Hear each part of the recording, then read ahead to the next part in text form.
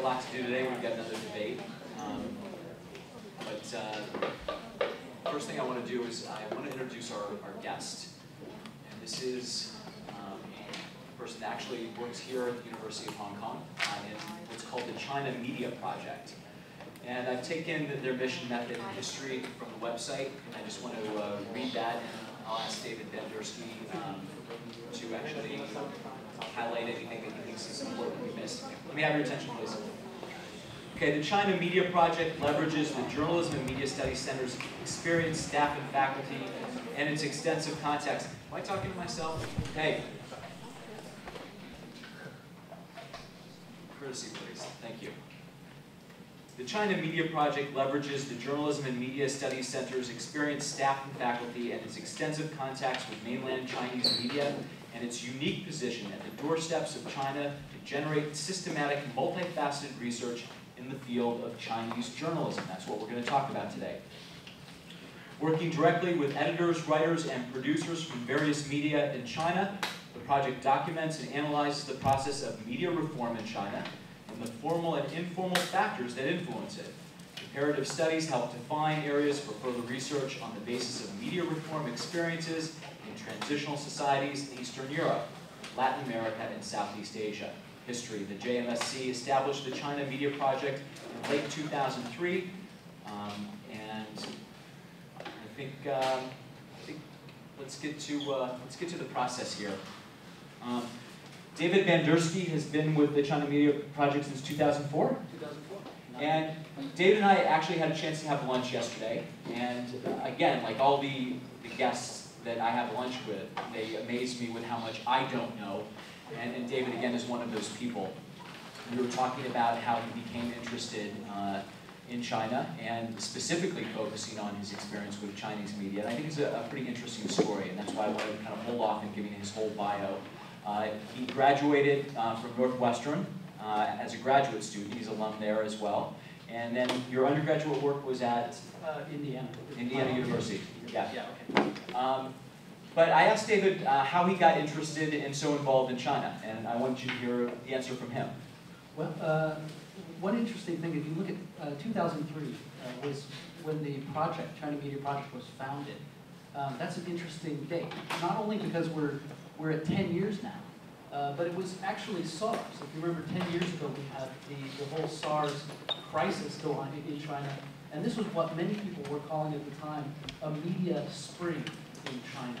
It was, in a sense, a culmination of almost 10 years of, you could call it reform, but it was never actively reform. It was change in Chinese media. We may get into some of that later as we have time. I know we'll focus on the internet, but you kind of have, even to look at the internet, you have to look at China's media as a whole. So we're looking at 10 years since the SARS crisis, and our project was founded after SARS, recognizing that we were in a new media environment in China, and there had to be a systematic way to look at it. So our project is run by Chen Gang. You may know Chen Gang, the author of the great Tangshan Earthquake, book of reportage, one of China's best-known editors and journalists. And we've had about 200 fellows here so far. Just about anyone you can think of in China's media who is a top editor now, or kind of a leading figure in the media, people doing media law, have been at our center. And what does it mean for them to be a fellow? They come to UHK and then end up doing what while they're here? Well, it depends on the fellow's own situation, because a lot of them are busy working journalists. So it's very difficult for someone running, an editor-in-chief, someone like Hu Li from Caixin Media, the founder of Caixin magazine. You may be familiar with. She's one of our fellows. She's come many times. It's hard for her to get away and spend time with us. So sometimes it's just a chance to participate in a forum, a few days, 20 or 30 top editors getting together and just talking about the issues facing them, professional issues, censorship issues, just generally how the environment is changing in China. And I think the exchange, for your benefit in some ways, is that now you have these contacts. Right, yeah. You may have had them before, but now they're faces to you, they're real people. And I can't think of any other organization that probably has as many extensive contacts with the Chinese media. It seems to be a cipher to most of us, definitely in the West. When you ask them, to even name a specific entity in the Chinese media, I think it would be difficult for them to do. Yeah, and that's we do serve as a bridge in that way too. We think recently, little digression, but we have the open letter from about 130 Chinese well-known intellectual scholars calling on China to ratify the Human Rights Treaty, which was signed more than 10 years ago. And a lot of people seeing that this is actually quite a big story, an open letter to the National People's Congress calling on China to live up to its obligations and ratify this treaty. But most Western reporters, for example, reporting on China, wouldn't know who these people are. But to the extent that some of these people are known, journalists or academics are known, I think we played a role because we help people kind of look at China's media as an eye on China. That was one of the things that we talked about yesterday during our lunch that I thought was very interesting, is that there is a tendency to, in some ways, bypass China's media overall. I mean, to look at them as a non-entity, as having no influence, of not doing real journalistic work. And we're painting them with the brush of censorship and the restrictions that they work under. Yeah. Is that a valid very valid. point of view? Censorship is very real. Now, note, in China, we don't really talk about censorship so much. There is a word for censorship, 审查, right? But we talk about guidance of public opinion in China. That's the official policy, is guiding public opinion, or 舆论导向. So if you understand this term, you understand some of the differences, or you understand how the leadership views this project of controlling public opinion. But I think 9 years ago, when I kind of started at this, I remember we'd have a lot of reports in Western media talking about newspapers that you may be familiar with, like Southern Metropolis Daily, a very big, fat, commercial newspaper, lots of good content in there, lots of even investigative reporting, hard news. And the Western media would report on them as state media, according to a state media. And this is very, it's outright wrong, in my view. But it's a much more complicated story in China. So over the last, you could say, 20 years now, there have been a lot of changes. There are many journalists working in China who see themselves as professionals and do very professional work. They see themselves as part of an international movement of professional journalism. Where do you think that tendency to discount them comes from? Is it the idea that most foreign media seem to look at China as really it is state-run media from their perspective? That either they haven't had exposure to independent media there, or the entire perception they have is somewhat misguided or uninformed? Well, I think to be fair, China's media, I mean, it is very, very complicated. How do you explain that a newspaper like Southern Metropolis Daily, if you don't know, in Guangzhou, one of the top newspapers today, although it's been under a lot of pressure recently, how do you explain that this paper, which is a child paper, as it's actually called in Chinese, of the official party newspaper of Guangdong province? So we have an official mouthpiece, that's an actual term, of the Chinese Communist Party in Guangdong province, running a newspaper that does investigative reporting that the leadership above it have a problem with. I mean, how do you explain a phenomenon like this? It's a very confusing environment. So you can understand just a lot of the misunderstandings. I think it would be helpful if we actually talked about how that actually does work. Are they going out and actually doing reporting? Are they a propaganda arm of the party? How does it work? How is the structure of stories processed through the party to the child newspaper, as you said, and out to the people? Well, we have the internet on one hand. We're talking about the internet today, and then there's the print, the traditional media in China, and they're kind of two systems in a way of control. The newspapers and the magazines in China, the broadcasters like China Central Television and local television, are really controlled through the Central Propaganda Department. So you'll have orders and these missives, directives, you could call them, orders and bans sent down from the Central Propaganda Department saying, don't report on this story. It could be the poison milk scandal or something like that. It could say, just use Xinhua News Agency reporting, the state news agency. It could tell you not to send reporters to the scene. Or it may be the local provincial propaganda departments. The Central Propaganda Department has a Senate order, but the provincial level, or even lower, has sent an order out. So this is how they exert control. And again, I said, guidance of public opinion has been the policy And it's been the policy since June 4th, or since shortly after June 4th, 1989, after Tiananmen incident. And that's very important. We could talk about that later. I know you'll have a debate, but understanding the origins of this control. Basically, guidance of public opinion means controlling the media to maintain social and political stability. Maybe I'll just tell you quickly what it is. Right ahead of the June 4th crackdown, in May 1989, then Premier Zhao Ziyang, this was known as a pro-reform premier, and some say a champion of free speech. He met with his two top propaganda ministers in the midst of student protests, and he said, open up the media a little bit. No harm can come from this. So he basically had this policy of more open media coverage. After the crackdown on the demonstrations, he was criticized for this. Actually, media policy was one of the central issues after the crackdown. And the official position then was, like the President Jiang Zemin, that this policy had guided matters in the wrong direction. So he told them to open things up, and look what happened, chaos. So this is where we get the term guidance of public opinion. So you can see where this comes out of the idea that you should control public opinion. But I don't want to talk too long on this, but in the 90s, shortly after, within a few years, even though we have this new environment of control, the Chinese media started to commercialize. China was trying to get into the World Trade Organization. It was trying to join up with the rest of the world economically. And it was thinking about how in the future, other media groups, AP, News Corp, would be competing with their own media. So we had two competing trends, China moving toward the world, basically, and trying to think about how its media would face that challenge in the future, and then this impulse to control.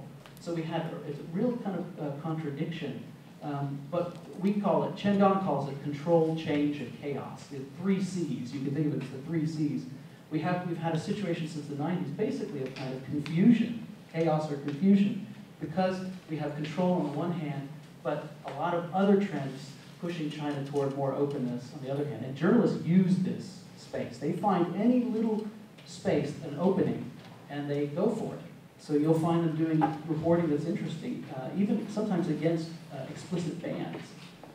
So it's a very complicated approach. I'd like to move into the era of the internet now. And our actual topic for the lecture today was Site Not Available, the reasons, reactions, and consequences of internet regulation in Greater China and the rest of the world. And what I'm interested in initially is really both the human software and hardware infrastructure that China uses to restrict or to censor the internet. How does it actually work? Well, I think we can start with the technical side of it. And all of you have probably heard or know something about the Great Firewall, as it's often called. The technical side of internet control is probably the best known part of internet control. Certainly overseas, because we report it on all the time, and it's sort of, in a way, it's easier to understand because we're talking about a big kind of net. It's like a big filter, and it's not just one filter; it's many filters. There's a main kind of initial filter through 8 service providers. So you want access to the web, you have to get it through 8 service providers. So they've already had these gatekeepers, and the service providers do a lot of the heavy lifting of censorship. They do the IP blocking, actually blocking websites outright. They can do DNS hijack. So basically think of it as you want to take the MTR to Causeway Bay, and it reroutes you to Shenzhen or Lowell without you knowing it. So it can, you put in a web address, it's supposed to translate that into an IP address. But they interrupt that process and send you somewhere else. And then another thing we hear a lot about in reporting on information control and the internet in China is keyword blocking. So you may have read stories about how the word democracy will be blocked. That's actually completely wrong. How many times I've heard that the word democracy is blocked through filters, or you can't search it on Google CNN or Baidu. I don't know where people get this. I think it's just, they assume that this is a sensitive term and it's blocked. But in Chinese, you can actually have intra-party democracy. And they talk about democracy within the party. It's not sensitive at all. It's a mainstream party term. So that's wrong. But there are plenty of keywords like Falun Gong or these kinds of things, independence for Taiwan or Xinjiang. A lot of these very, very sensitive issues will have a whole list of associated keywords that are blocked. So if you try to search a keyword or access a website related to that issue, your service will be blocked. And you may find that your service is suspended for 10 minutes. It happens to me a lot if I'm in Guangzhou or something. I go to a website that I think maybe I can access, but maybe not. And initially I'll get there, and then I'll just find that it kind of freezes. And if I try to reboot and go in there, 5 minutes later it may still be unavailable, but I can access other things like Yahoo or something like that. You were talking about the human minders a little bit yesterday. Can you elaborate on that?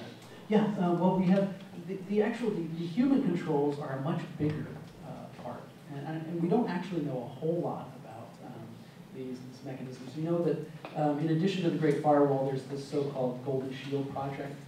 People talk a lot about it, but we don't actually know a whole lot about it. This is in the Public Security Bureau, the Chinese police. So there are a lot of different agencies involved. That's one thing that makes it very complicated. I think I first wrote about this in 2007. Actually, I have a couple articles here. They were for the Wall Street Journal's Far Eastern Economic Review, and I have copies here so that maybe Kevin can make copies if you're interested, because it's behind the paywall on Wall Street Journal. So I found I couldn't get in there, so I thought I'd make copies. One of them is called Pulling the Strings of China's Internet. And this was in late 2007, I think, December 2007, I came out with this story. And it was about a group called the Beijing Association of Online Media. And this is kind of an interesting group. There was reporting at the time from the SCMP about this industry association and how they'd come out with a statement about essentially self-censorship. And it was kind of an uncritical report of the SCMP. I thought, well, what is this industry association? Who are the members? What charter does it have, et cetera? So I started to look into the Beijing Association of Online Media. I found they actually had a division with internet minders inside it that were actively looking at major web portals and reporting content. And they actually had monthly and then quarterly reports. So they would tell you, very proudly, they were putting out these reports at the time. After my report came out, they were no longer making it public. But they would tell you how many items of content had been reported to CINA, that were from CINA, that were unacceptable, et cetera. And it was interesting because this association had members like Nokia and major international companies. What we had there, they were signing up to what was ostensibly a professional association, but it was serving as an organization pushing active self-censorship. And it turns out the head of that professional association was also the head of the Beijing Office of Internet Controls. I had a very polite email from him, and he signed it off. President, Beijing Association of Online Media, Director, Beijing Internet Control Center. I said I wanted to talk about pornography and their great role they had played in fighting against indecent content. But that's just one little part of the kind of human controls. In 2008, June, ahead of the Olympics, I wrote about the 50 Cent Party. I think it was the first article in English writing about the so-called 50 Cent Party. These are internet commentators, or in Chinese, they're often called 网络评论员. And at the time, no one really knew about this. There was very little in Chinese. I got my hands on one investigative report done by a magazine in China that had been killed. And one of the editors gave me this great investigative report that had an insider look at a training session that they conducted for these commentators. But essentially, what they were charged with doing is getting onto forums, getting onto the chats around news articles on different web portals, and trying to guide, this guidance, the conversation, to try to influence the conversation. It's basically agenda setting, we would call it. So if people are talking about A, around a certain news incident, they want to get them talking about F or G or whatever. I think we have a link. So we'll give you this one too. I have a link to Ai Weiwei. There's some Ai Weiweis. Recently, there have been two really good articles on the New Statesman. One is Ai Weiwei's discussion, you may have heard about this, with one of these 50 centers. Now, you can't imagine, don't imagine that they're a very kind of, a very centrally controlled group of people. It's very chaotic, again. You may have a local county level government, for example. Imagine a county government in Henan, and they decide that they want to control news about their own region. So they may hire a group of 12 people as 网络评论员, and they could be people from the police or something, and they train them in how to do this, and then they sit them in front of computer terminals, and they may spend some part of their day or all of their day monitoring the conversation happening about their area and notifying the authorities of problems and then trying to go on and join the discussion. It's very hard to get an idea of how many there are in China. I think at the time I estimated 300,000 based on local documents. So if you were to take the kind of penetration rate, how many commentators they had in, I think it was Tianjin at the time. And if you extrapolate to the whole country, you can imagine there are 300,000. And a lot of people said at the time, oh, that's ridiculous, Bandurski and all these lies he spread. I think it's actually a very conservative estimate. We've heard, if you can try it yourself. If you want to do a story on something like this, or see if you could emulate, Ai Weiwei's method, you can go in and look at journal articles, for example, and look at universities. Universities will often have journal articles, and they'll write about how they train their own university teams to neutralize public opinion on the campuses. So this is one part of it. What I'd like to look at, kind of the larger picture here, is what is the result of those kind of restrictions? Does the population in China have a good idea of what's truly happening in the rest of the world? Or is this effective in shaping and changing their worldview as well as in restricting their voice? It's really hard to say, but I think if we ask, do they have a free access? Obviously not free access, a very restricted access. I think it's unfair, though, at the same time, to suggest that Chinese students or general population are brainwashed. You often hear language like that, brainwashed automatons or something like that. I find my Chinese friends and I'm sure all of you, if you're from mainland China, very open, intelligent, critical thinkers. That's not the problem. I think also very worldly, often much more knowledgeable about the world than many Americans that I know. But one of the real damage comes in restricting conversation, open conversation, and coming up with real solutions on problems right now, or news stories right now. What happens, you have things like the high-speed rail crash in Wenzhou, or the Sichuan earthquake. I think that may be a better example. Look what happened with the Sichuan earthquake. There are lots of stories behind the Sichuan earthquake that don't have to do with just the natural disaster, and how high it was on the Richter scale, and the disaster relief effort. About a week after the Sichuan earthquake happened, for that first week, I would say we had a lot of reporting from Chinese media about the disaster relief. They actually violated an explicit ban from the propaganda department because they knew this was too big. They had heard that Premier Wen Jiabao was going to the scene, and this told them there's no way they're going to keep a lid on this story. This is not the Tangshan earthquake of the 70s, 76. So I think Southern Metropolis Daily sent 300 reporters. Can you imagine? A lot of those were freelancers who said, I'm going. You can't, I'm taking vacation, I'm going. 300 for one newspaper. So there was a lot of coverage. But 1 week later, what happened? Do you remember what they were talking about? Does anybody remember the big story that was hitting about a week after? It was about what? Schools. The schools that collapsed. Hundreds of schools collapsing. You'd have apartment buildings from the 60s, 70s right next door that were standing, and you'd have newly built schools that collapsed. And hundreds of kids crushed underneath. And there were even pictures about this in the media. So they put an immediate stop to that. So just when the topic started to turn to institutional issues, why did this happen? Could there have been more warning? Could we have been more prepared? It stops. 2008, milk scandal. Before the Beijing Olympics, Southern Weekend had the story ready to go. And they did it because of the Beijing Olympics. It hit afterwards. And then we have, what are we now, 5 years on? Almost 5 years on? We still haven't resolved the issue of milk, safety of milk powder in China. Everyone comes to Hong Kong to buy it. Why? Because the conversation is stopped at the critical moment. So my view, just getting back to that question, Chinese are intelligent enough and informed enough to be able to talk about all these issues and come up with solutions.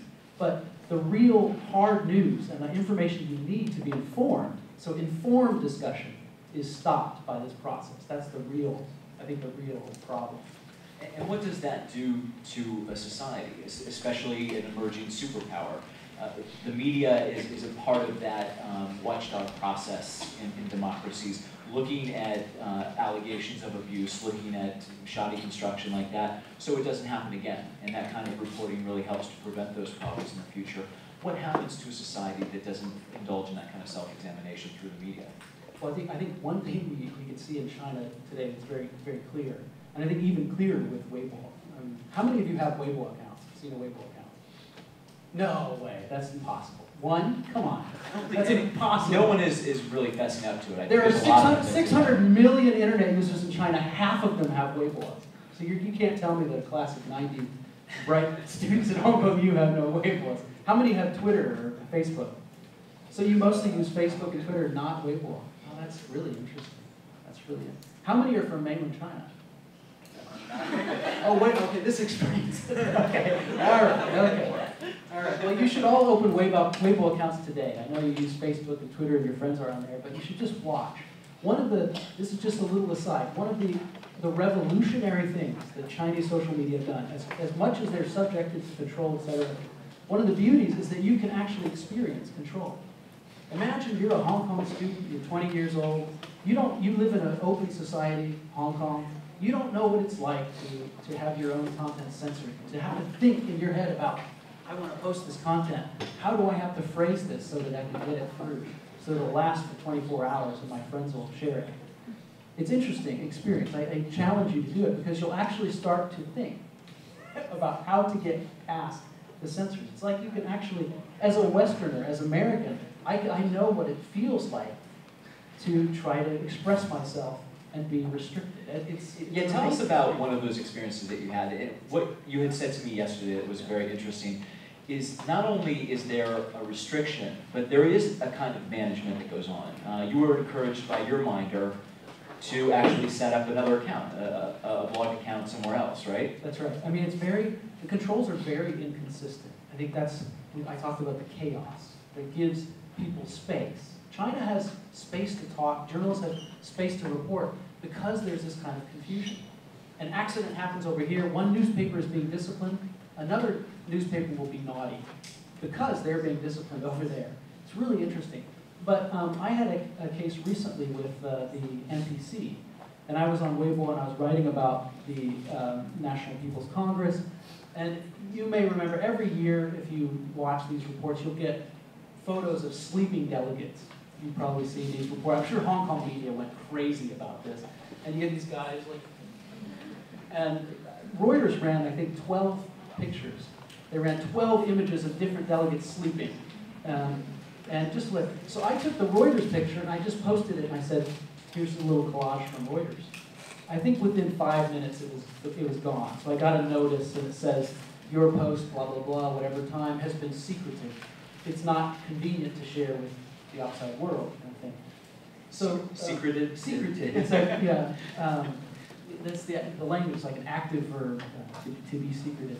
And within 5 minutes of that notice, I got a personal correspondence from a guy I know at Sina, who's kind of my personal guy. Once when I had a deleted post and I made a screenshot of the deleted post and I reposted that. And then I got this was like a year ago, and he said, please don't talk, Mr. Bang, please don't talk openly about this. If you have a problem with Sina, tell me, kind of thing. Between us. So this time, about 5 minutes later, I get this personal message from him, and he says, Mr. Bang, have you considered opening up a blog on Sina platform? I mean, that's really interesting. On the one hand, they have to control you, especially if you have you're networked with other people who have big followings like Chen Gong or someone like that. They look at your network and see, and that's how they calculate in part how dangerous you can be. And Sina has to listen to the leadership so they have a viable business model. If they're always getting in trouble with the authorities, it's difficult to make money. But on the other hand, they rely on people like me. They rely on all their users. If the party is active, if everyone's having a good time, they make money. If everyone starts to leave the party because you can't say anything, or you're worried about the security guy standing in the corner, then it's no fun anymore, and no one's going to take part. So they have to control what I'm posting, but at the same time, they see me as a resource. So really open up a Sina blog. We'd like you to open up a Sina blog. So you can see how they're of two minds. Another good example is Sina Weibo. When they delete your posts, in the API, in the code behind, you can look at on our website, we've got a deleted post archive. You can go in and we'll translate some of the deleted posts. It's right under Comic China right there. Yeah, post to the left. And then you can read the antisocial list. And then if you click on the Weiboscope search at the top, it will give you, it may take a while to load, but these are deleted posts. Now look what it says. Permission denied. That's not our language, that's Sina's language. Why didn't they just say not found? They could have said not found and it would look like some kind of technical error. All the users would be like, But it's like they've marked it kind of willfully. This is almost a subversive act on the part of Sina, in my view. It's a very tiny thing to do, but it tells the rest of the world this was deleted not by choice, not by the user, but by the authorities. Why? David, is there an actual red line that we can look at that you just don't cross? You know that if you post something in that area, that it's going to get deleted or it's going to get flagged. And what are the red line areas? Yeah, the red line question is the one, whenever we have a fellow visit, a journalist, and they have an open talk or something, I guarantee the first question will be, where are the red lines? And it's a really great question, but it's also kind of the wrong one for Chinese journalists. There are red lines. There are things like Tibet and separatism, maybe Taiwan, etc., Falun Gong. Some of these may be hard, the Dalai Lama. Some of these may be harder red lines, especially in the traditional media. You can't cover them. But then we see examples of them, the media flouting them. And then you'll see posts on Sina Weibo. I remember there was a big anniversary of the Cultural Revolution a few years back, and 2006. And we had no reporting on the anniversary date. There was no reporting in Chinese media on the Cultural Revolution. None.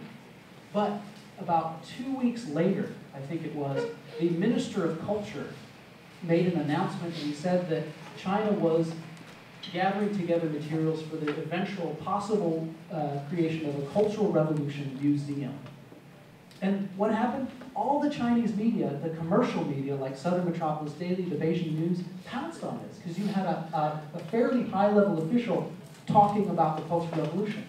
But we didn't see a lot of direct coverage. One of the most interesting bits of coverage was a profile in the Southern Metropolis Daily in the obituary, a long profile in the obituary about someone who died in February.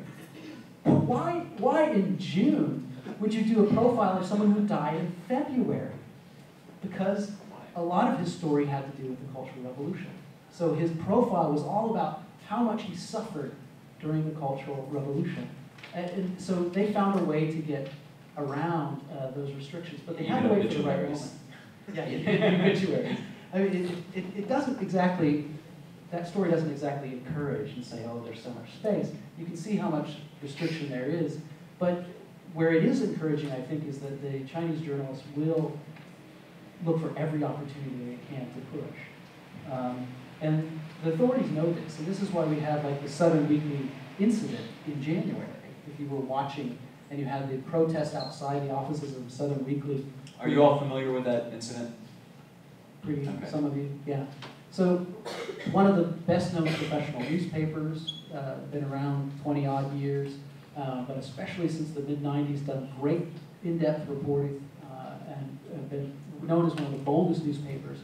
But since last year, about May, they've been subjected to a lot of prior censorship, pre-censorship.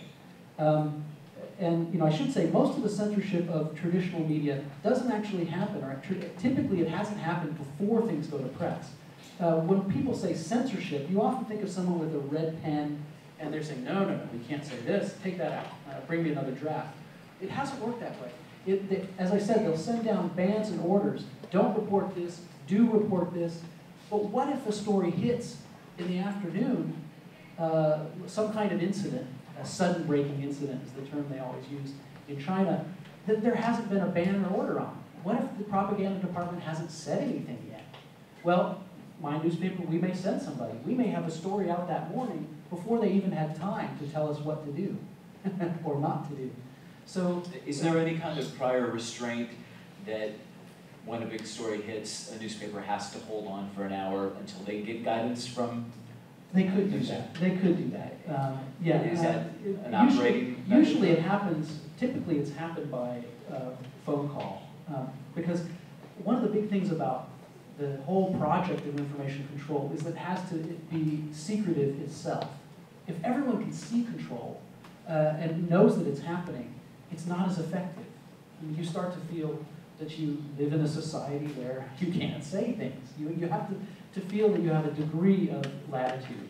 Otherwise, it starts to have a blowback. And this is one of the problems with Weibo. This is why you all will be registering your Weibo's today, I'm sure. Yeah, certainly. But the thing with the Southern Weekly incident was that they had instituted a very rigorous system of prior censorship that last May. And this was not just the Southern Weekly. They've been doing it in a lot of newspapers that have been more outspoken. So we're hearing about setting up these desks for prior censorship, actually looking at copy before it goes to press, having to tell the top editors what kind of story you're working on, and getting permission before you pursue the story. These kinds of things were happening, and Southern Weekly was finding it almost impossible to do the type of journalism that they had been able to do, even in an already tough environment. And this is why they protested. And I think I've sent Kevin some other examples we can get to in a minute too. Around that incident, some of the interesting other examples of subversion. Oh, this is earlier. This is a cool case. You can look for this. Look, if you search clown, you'll probably come up with it on our site. This was a case where media were forced to run editorials attacking the blind activist Chen Guangcheng. You remember the case of Chen Guangcheng? He's now in the United States. It was a big blow-up, diplomatic blow-up. But the Beijing News, which is one of the leading professional newspapers in Beijing, also was forced to run the editorial. But right before midnight that night, this is what they posted. You can't quite see it, but it's a picture of a clown with sunglasses on. And the post says, you see there's my translation, they're a little bit higher, if you go down a little bit, right there. In the still of the deep night, removing that mask of insincerity, we say to our true selves, I am sorry, good night. So they're basically saying, all we can do is play the clown for the party leadership. We want to be this. We're idealists. We believe in doing great work, but we are basically been raped. And so this is a very powerful form of resistance. And it was talked about a lot on Weibo. And then around the Southern Weekly incident, I think Kevin, I gave you the other one. This was a case, this is about the Southern porridge. If you Hong Konger, you all know about porridge. I love porridge here in Hong Kong, seafood porridge or whatever. Zhou, but Nanfang Zhou Mo, right? Nanzhou is the shortened form of Southern Weekly, but Nanzhou could be Southern porridge. So this is in the food section. At the bottom you can see the pictures, a kind of paean, a song of praise, all about Southern porridge and how it makes you feel so warm. And this is all about the importance of having a strong institution, a press like Southern Weekly. If we don't have this, where do we draw our warmth? In the dark, in the cold. They have to resort to double entendre to. That's right, exactly. And then we had examples too of them using, I sent you a couple of JPEGs. Also, Kevin, did you find those? I don't know if you can see these. These are shit. Emma sent me these. Emma's sitting up back here. So, you see the headlines?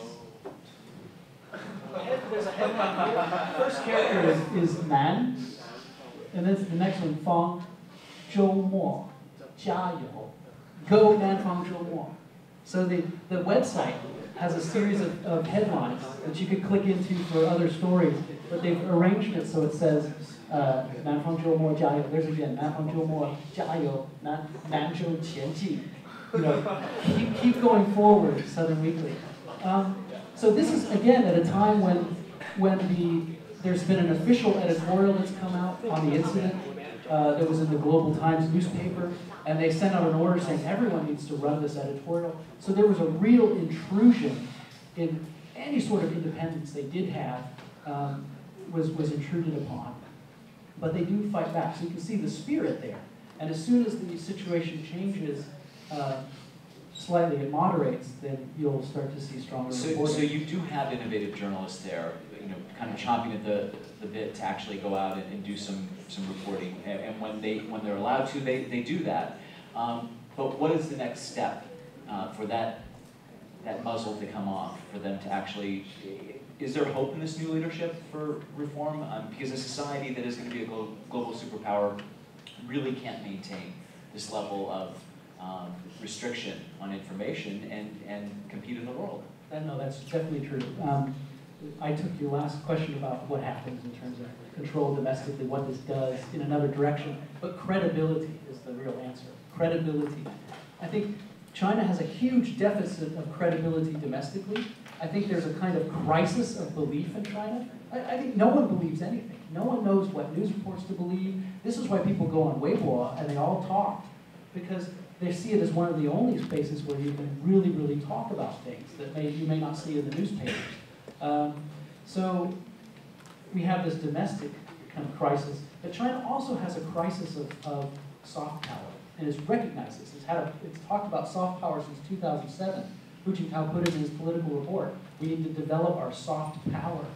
But the problem is, the leadership has always seen, they talk about China's voice. That's the word they use. 中国的声音, China's voice. And they want 中国的声音, China's voice, to get out to the rest of the world and be as loud as possible. But the problem is, that's not how soft power works. Soft power voice is not one voice from an authoritarian or semi-authoritarian regime blasted out to the world like a megaphone. Imagine those megaphones in China's countryside. It's a very kind of backwards model. What I'm interested in is China's voices. And if you have China's voices, you'll find very quickly that China has a lot of credibility in the world and a lot of soft power. Suddenly, instead of being cast out, someone like Ai Weiwei will actually be soft power for China. Now, Ai Weiwei is negative soft power. Not only does China not benefit from the craziness that is Ai Weiwei that a lot of people love in China and outside China, but they lose because they've taken a policy of actively stopping Ai Weiwei or trying to stop him. It's a legal case, all of that. So this is a real, I think this is a real problem for China in terms of international credibility. And one we're not going to resolve this afternoon. We don't have a whole lot of time left, David, but I do want to open up to the class for a few questions. I think they found this fascinating as I did. And I want to give you a chance to address some of the concerns and questions they have. Anybody have a question? And they fall silent. They hate it when I shove the microphone in their hand, but I do that when someone just actually. But here it comes. Who was it that freaked out last time I did it? Somebody had a heart attack. Do you see any positive development to like the Chinese media situation in like the next 20 years or so? Like, do you think it's going to open up any more? Thanks for taking me back to Kevin's question, because again, I tend to take questions right off and exit ramp immediately. Well, Xi Jinping is still a big question mark. The bottom line for China's press is there has to be some sort of institutional or political reform. It's not going to get better otherwise. If we have the situation we have now, even if we get a slightly more moderate approach with the leadership, the policy will still be guidance of public opinion, and control will still be the reality, and the only way journalists will do things is through chaos. So to the extent that there is hope right now, it's all because the situation is chaotic. And sometimes that's about political infighting. When you have a lot of political infighting and instability within the party, sometimes newspapers can do more interesting coverage because they've got political backing, or because the officials are busy with the internal fighting and they're not paying as much attention to some parts of the press. But Xi Jinping, as I said, is a big question mark right now. He has his anti-corruption campaign. Some people, including one of our fellows, Wu Jiaxiang, are insistent that he is a reformer. Not just Xi Jinping, but also Li Keqiang. So we have the top two, he says, are both reformers. But I was just in Guangzhou, and something very interesting happened, kind of contradictory. One is that a village I've researched for 2 years that's been fighting for their land rights for 4 years, and they had a crackdown in 2010. It's been a very vicious process, 4 years of rights defense, as they call it. These villagers have been frightened for years. They would meet me way outside the village and, because they were worried about the police following them, etc. I went on Monday morning, I was there. They had billboards outside the village with articles from Hong Kong media, with letters about everything that they had been through the last 4 years. And this was just, they were like public billboards, and people were filing by, passers-by, and just reading these billboards. Incredible. And the police didn't stop it.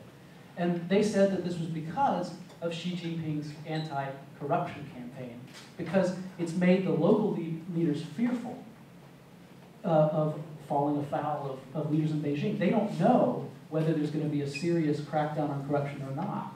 So they're trying to make sure that nothing happens too extreme.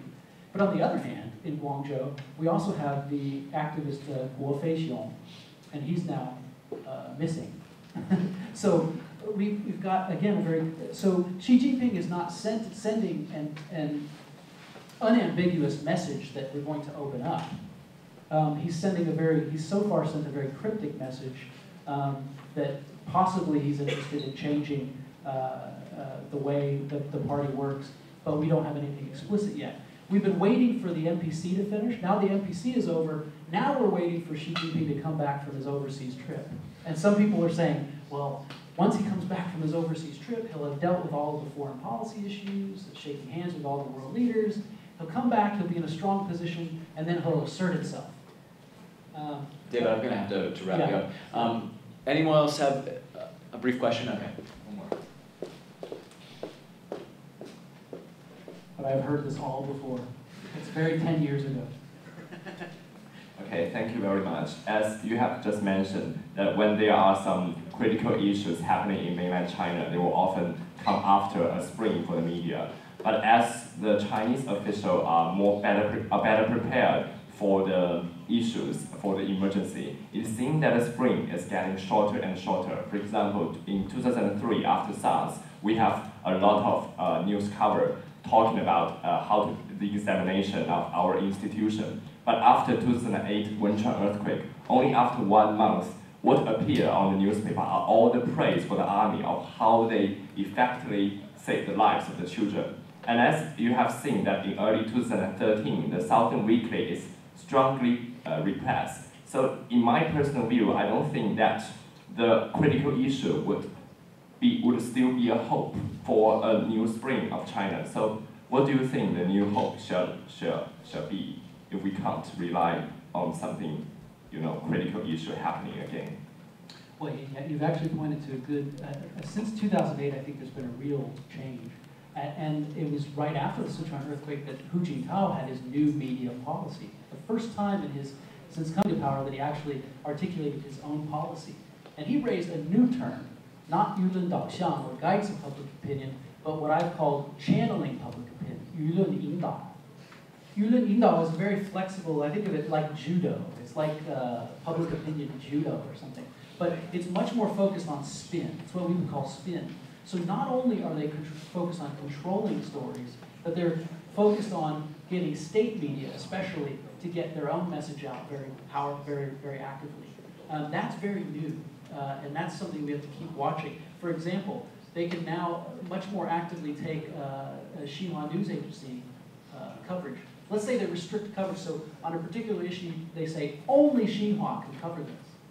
Well, now we have a massive commercial press in China. Someone like Southern Metropolis Daily has millions of copies of the newspaper they sell. They have to run Xinhua. So we have the Bo Xilai case. Bo Xilai, the news about his wife's case. You remember there was a press release that came out on Bo Xilai case and his wife's arrest in spring last year. That ran on the front page of every newspaper, but there was only Xinhua content. So before we had a crisis where state media, no one looked at them and they had very little credibility. All the newspapers like People's Daily, their circulation is going like this. But now they're using the commercial media. They're using Southern Metropolis Daily. So they're able to influence public opinion more. And then remember too that there's also more active prior censorship like Southern Weekly. And that's maybe getting a little better, but it's too early for us to tell. So if you have to say if you're optimistic or pessimistic in the short term, like the last few years, I would be quite pessimistic. But the only thing that gives me optimism, again, is that I know that Chinese people are more savvy, they demand information, and journalists are continuing to push. And I think there are more, in my view, there are more and more journalists who want to push stories harder. Okay, that's a good place for us to leave it. Thank you very much, David Bandurski from the China Media Project. This is your required reading, so you can be working with your site on a daily basis. David is responsible for actually updating and, well, you actually created the whole site, didn't you? Yeah. So this is part of your required reading, so I expect you to be taking a look at that. Fascinating topic, and it's something that we're going to continue to watch. All the things that we didn't get to talk about today, the hacker war between the U.S. and China, and I guess we'll get a chance to look. Are you going to be covering any of? Has there been any reporting on that in China? No, not much. No. Okay. To find other sources on that. Anyway, thanks again. Let's give them one more round of applause. Okay.